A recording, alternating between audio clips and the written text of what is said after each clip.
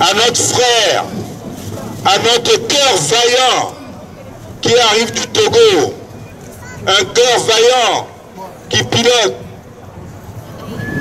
le front Togo-Togo, à Lomé, au Togo, qui a le courage de défier le pouvoir sur le terrain de bataille qu'est devenu le Togo.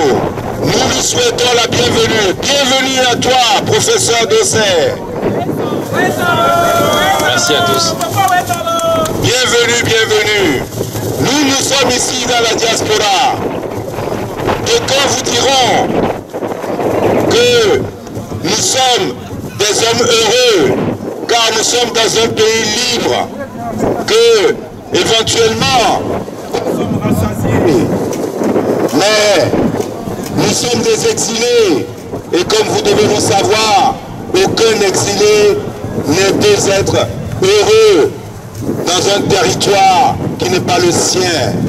Nous rêvons de notre pays, nous rêvons de rentrer au pays, nous rêvons de venir aider notre pays, nous rêvons de développer notre pays, et pour cela, nous avons le rêve de la victoire que cesse effectivement cette barbarie qu'est la dictature de Gnassingbé.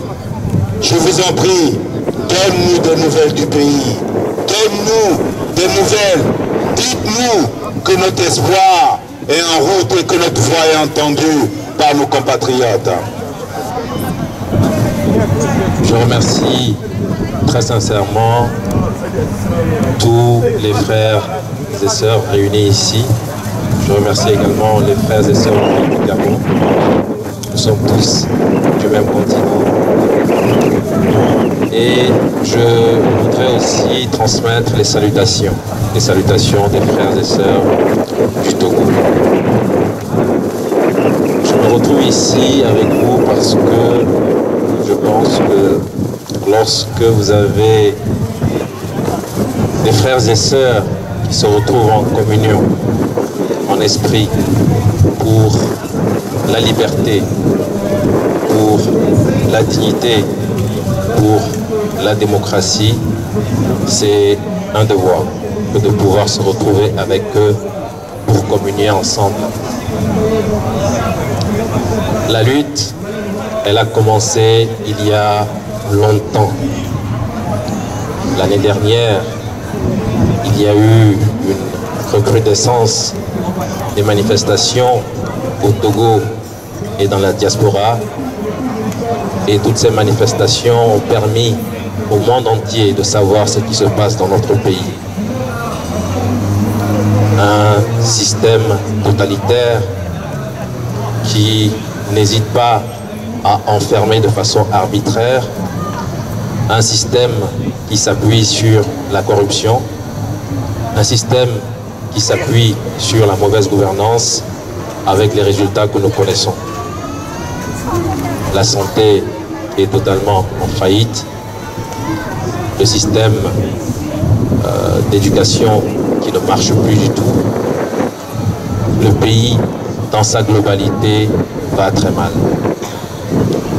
Mais heureusement, le peuple togolais a décidé de prendre son destin en main et il l'a prouvé. Le peuple togolais continue de lutter au pays et aussi dans la diaspora. Et tout ce que je peux faire aujourd'hui, c'est nous exhorter tous à continuer cette lutte.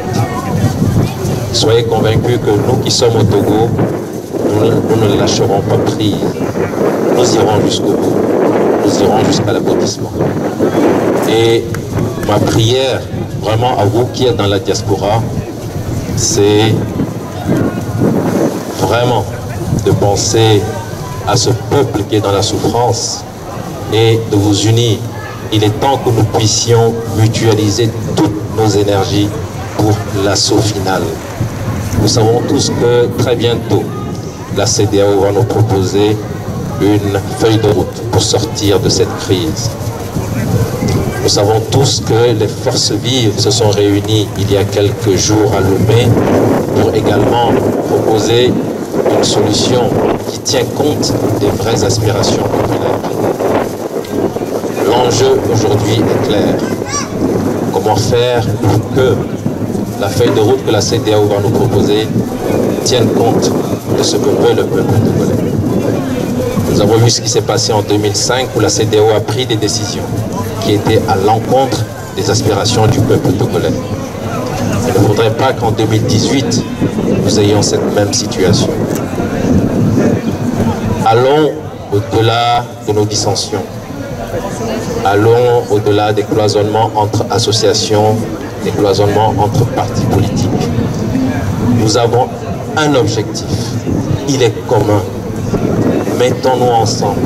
Mutualisons nos énergies pour que nos partenaires en Europe, en Amérique, en Afrique, pour que l'espace communautaire de la CEDEAO comprenne que ce peuple togolais qui a tant souffert de cette dictature qui régente le pays depuis plus de 50 ans, il est temps qu'on puisse redonner à ce peuple sa dignité. Nous sommes 15 États dans l'espace communautaire, 14 États ont pu franchir le pas de l'alternance, le pas vers la démocratie.